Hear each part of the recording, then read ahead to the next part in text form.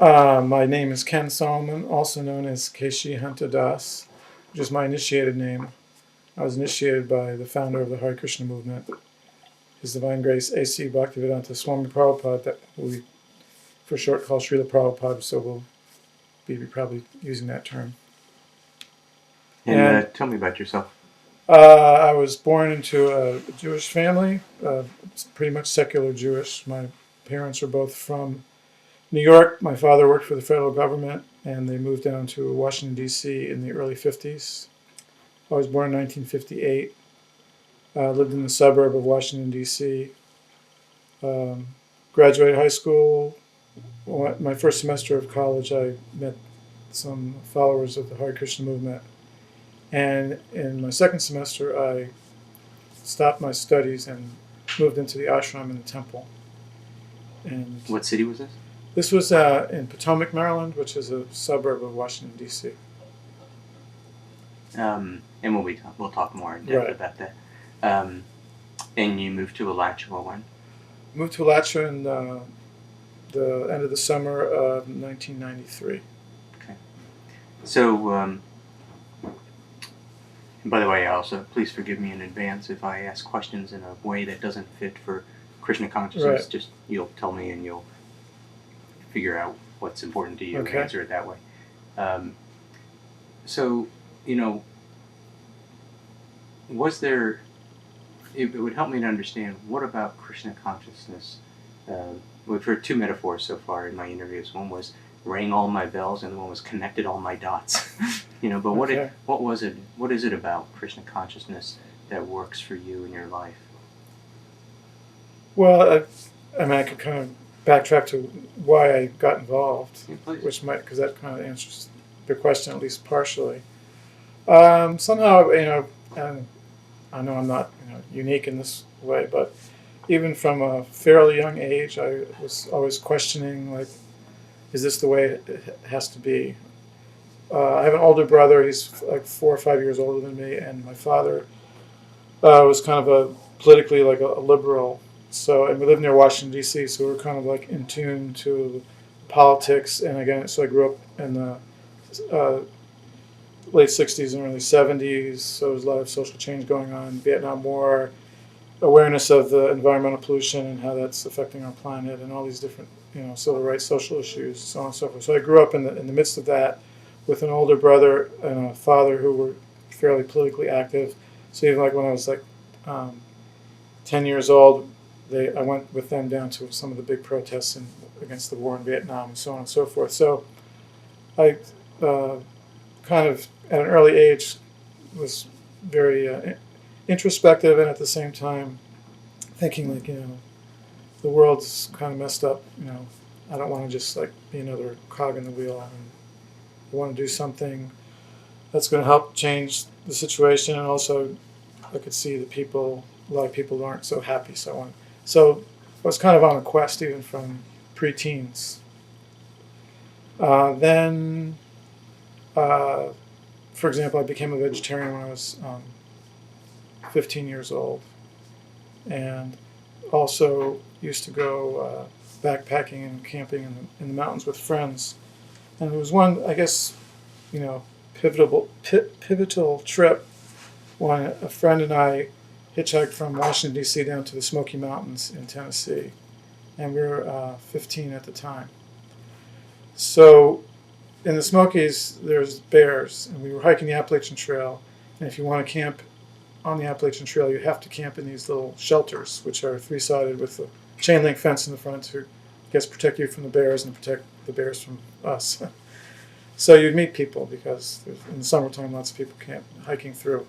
So a friend and I, we met a girl who was doing some kind of meditation. So she told us all about it. It was actually transcendental meditation as taught by Maharishi Mahesh Yogi. And when we got back to school that fall, it just so happened that the principal of that high school was a follower of TM. And therefore he let the TM people use the school for their introductory lectures. So this friend and I and a few other friends, we started out with transcendental meditation. And around that time became a vegetarian and started reading some of Eastern philosophy, a little bit of Buddhism, a little bit of like the Upanishads, the Vedas, and so on. But philosophically, it didn't really click for me. It didn't really make too much sense. So that I was already kind of into the Eastern philosophical area, but I was struggling with it, reading a lot of books that didn't really make sense to me. And then my first semester of college, I met some of the followers of Srila Prabhupada, the Hare Krishna devotees, and they gave me a small book called Sri Ishopanishad. And just by reading that book, by the time I got through even like the introduction, which is a transcript of a lecture that Srila Prabhupada gave called What Are the Vedas, just kind of give a whole overview of the Vedic teachings. And, to use a cliche, the light bulb went off or went on, which is an interesting phrase because different people. Some people say the light bulb goes on, and other people say the light bulb goes off. Anyway, there was illumination, on or off, however you want to describe it, and I could see that because I was attracted to the Upanishads and these kind of works, but I could never understand how these other translators or commentators were explaining them. But things became very clear in my mind by reading Srila Prabhupada's explanation. And kind of just all the pieces fell into place of all the kind of like questions and things that I had been thinking about over the years and looking for. And thought this seems like going in the right direction. Do you remember some aspect of the teaching that really, wow, that makes so much sense to me, that really hit home? I can't think of anything specifically at this point. Maybe Okay. Like something will come up. So, just tell me about your journey from there. Well, that was my first semester of college. This was at the University of Maryland in College Park. I was living in an apartment with 3 other guys that I didn't know. We just got together from a little card on a bulletin board, and they were typical beer drinking, hot dog eating college students, and I was already doing meditation as a vegetarian, and then got involved with the Hare Krishna. So it was kind of interesting, and we worked out our space and so on. But basically, the first semester I went to school, I was thinking of going into environmental science, something to do with nature, because like I said, I like to spend time in the mountains and so on. But after the first semester and after meeting the devotees, then I decided, well, I'm going to study philosophy. So I took whatever courses I could that were in that direction, Indian philosophy and so on and so forth. But I just realized at that time I really wanted to immerse myself in Krishna consciousness. And maybe it was a little bit immature, both on my part and also in the Hare Krishna movement at that time, which was like the mid-70s. The movement was less than 10 years old. So a lot of the leaders of temples, they themselves were only in their 20s and had only been followers themselves for 5 years or 6 years, or at the most like 8 years. So the combination of my immaturity and a little bit, I think, the general mood at that time in the temples, I wasn't encouraged to continue school at that time. I wasn't. They're fairly neutral, probably a little bit more on the negative side than the positive side. That if you really want to learn about this philosophy, then you're not going to learn it at the university. You should immerse yourself. So I decided to do that, much to the disappointment of my parents. And it was a little bit rough for a while because I was still 17 when I decided to get heavily involved. And I didn't finish my second semester. And I was living at home and I was still 17. And at that time, my parents and I weren't seeing eye to eye on what the decision that I wanted to make. They didn't agree with it. So they kind of said, well, if you want to stay here, you can't, go to these temples and so on. So for a few months, I stayed at home and just read and chanted on my own. And then they could see that I was determined to do it. So a few months before I turned 18, they said, okay, if you want to go, then go ahead. And of course they were, they weren't so happy at the time because I wasn't going to school. I was, shaving my head, taking a vow of celibacy, and these kind of things that then doesn't go over with the normal middle class, secular Jewish type of thing, as you may have some experience in that regard. I don't know, but so it was a little. I mean, I did stay in the Potomac Temple, which was nearby where my parents lived, and I stayed there for about about a year and a half. So I saw them from time to time, but we weren't very close until later when I got married. Then things kind of mellowed out, and then when I went back to school, and so these kind of things over time, as they've got a little more understanding of that it wasn't just a fad for me, and I also matured in my own understanding of how to follow the path without creating more problems for other people, like being able to understand where my parents were, what their concerns were, and so on like that. Tell me, let's kind of shift gears a Okay. little bit here. No, that's really, it's perfect. It's helpful. Tell me, now we're going to get into more your beliefs and experiences.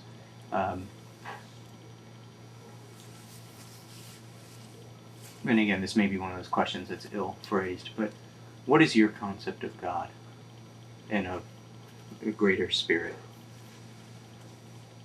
Well, and again, in our tradition, we're heavily based in philosophy, as well as religious sentiment or feeling. So it's a combination, and so. For myself, I mean, I have to admit, even though I've been practicing since 1975, 76, so it's been a few years. But for me, it's a lot of it is based on the philosophical teachings and some experience.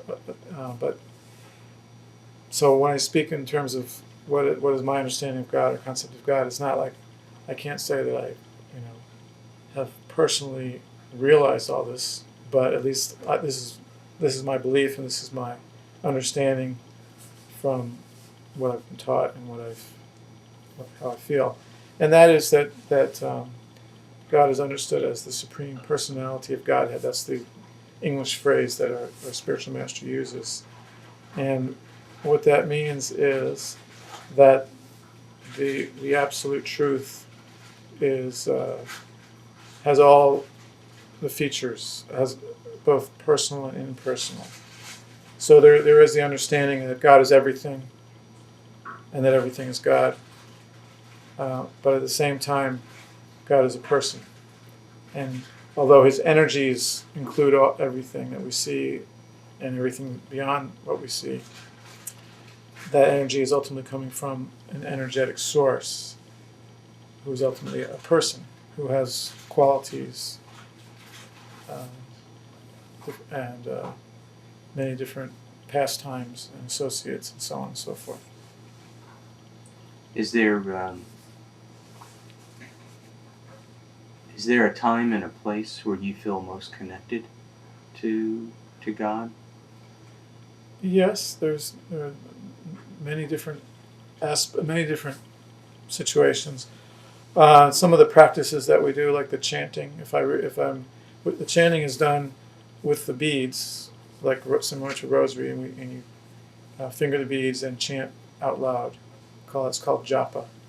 And when I have the time and the determination to take that seriously, we take a vow at initiation to chant a certain amount every day. And unfortunately, for some of us who have hectic lives, we always strive to make time to have the proper atmosphere and attitude for chanting.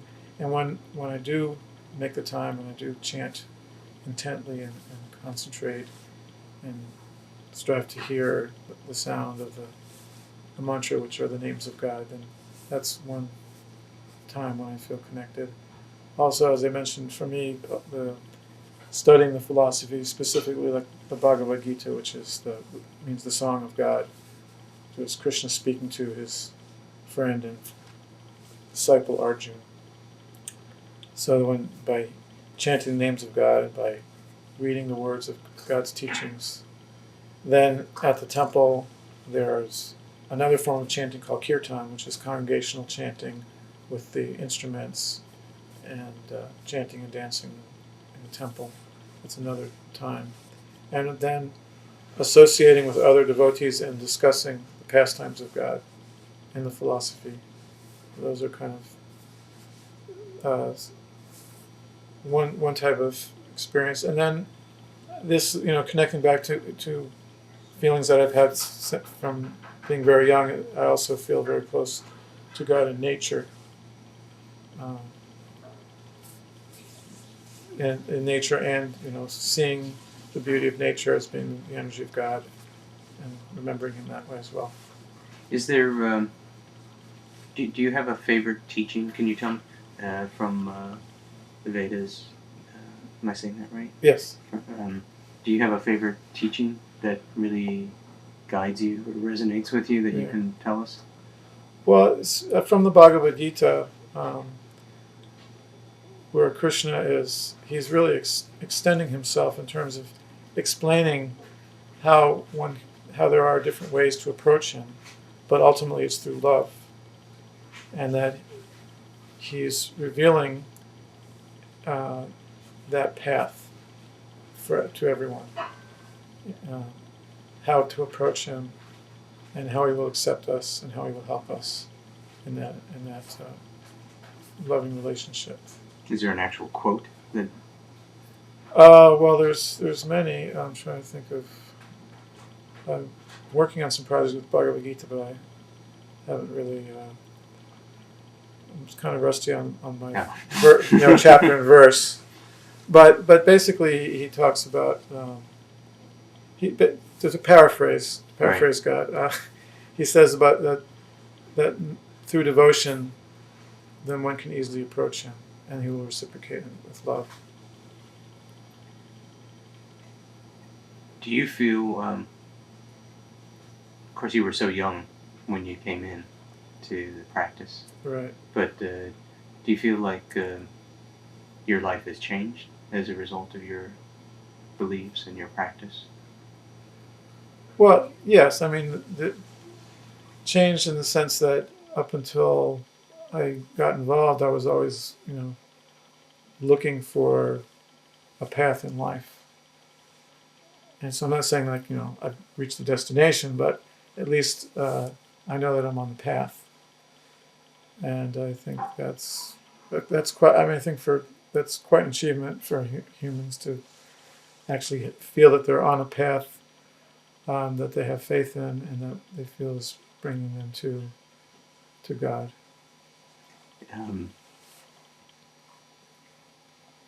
Do you feel like there's been a time in your life where you were faced with some situation where you knew you couldn't solve it alone, and that you somehow had to just turn it over to God as you understood Him? Well, quite often. Can you describe a time where you feel like you really had to rely upon God in your life? Well, we were talking earlier when I was the president of a temple in Boston, and at that time there was some lawsuit. The temple was being sued by a former member back this was in the mid '80s, and I was the temple president through this whole legal ordeal, which included dealing with lawyers and depositions and a 6-week trial and all these kind of things. And so that was a difficult time to keep a spiritual focus when long days of being in lawyers' offices and hearing people lodge their complaints against the path that I've chosen, even though wouldn't really necessarily agree with their perspective, but having to hear it and then going through a trial and so on. So that was one situation where I was like, what can I do? I just have to depend on God to both personally make it through on the day-to-day basis, and also in terms of the whole lawsuit, which is basically like an attack on our religion. What are you grateful for? I'm grateful for many things. I'm ultimately grateful to Krishna for providing everything. I mean, I think is it on top there, on the chrome? There we go. Let's try that again. Like, So what are you grateful for? Well, we're grateful for light. We're grateful for the air. I mean, that's one of the teachings of Bhagavad Gita. Krishna explains how he's everywhere and he's providing everything. So that's like a pretty general gratefulness, but specifically grateful for the opportunity to approach God, and that God is so kind that he speaks Bhagavad Gita. He sends his devotees, great saints, and like our spiritual master, to spread his teachings and to teach people how to approach him. So I'm very grateful for what Krishna has done, what his representative, our spiritual master, has done, and other followers of God who also are trying in this world of turmoil to spread the teachings of God and to bring love of God and love for each other. What's your greatest wish? My greatest wish is that I would really be grateful by taking these things seriously. I've feel that I've been given, and this also carries out over into other aspects of my life, but I feel like there's so much potential that I've been given, and it's not just me, but it's for everybody. But specifically, I just feel I've been given so many things, so many opportunities, so many tools, so much knowledge, but I don't think I'm not really taking advantage of it, and not giving myself the benefit, and also benefiting others. So my greatest wish is that I can become more serious and determined to take to heart these teachings, which I now, I have been around for 30 years. I have certainly know what the party line is, but as far as, it's not just a matter of, joining a group or wearing certain kind of clothes or even, attending certain religious functions, but it's a matter of the heart. So my wish is that I can make some real progress in getting to the real heart of the matter for myself, and that way I will also be able to spread it to others. What will it look like if you're successful? What it will look like? Well, I mean, specifically, I have an idea to use humor, actually, to somehow get across some of these philosophical and spiritual messages that can really help people kind of like look at life a little bit differently, maybe, reevaluate what their priorities are and how they interact with other people and with the world and with God. So that's my one of my ideas is actually like collecting things and studying things from the secular world about things that are people who have come up with very interesting ways to present humor in a universal way, so that it's translatable to many different cultures. But then take that kind of techniques and tools and use it to actually promote spiritual values. Wow. So it's your Jewish roots showing through. Yeah, you can't get away from it. And I always have to buy things on sale and wholesale and so many things. So, can you, not to put you on the spot, but can you share with me, give me an example of what you're thinking? Well, okay. This also goes back to, it's funny because when you, especially young, when you become a monk when you're young and you think, I'm leaving all this behind, all these things. And of course, I was only 17, so I didn't have a whole lot to leave behind.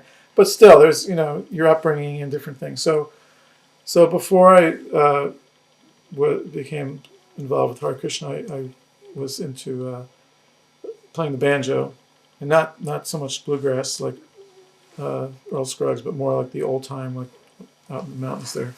So my father and I actually built a banjo, which of course I renounced when I became a monk, and they had it hanging up in their living room for a while. But then later, when I got married and became more of a congregational member as opposed to a monastic member, then I took it up again.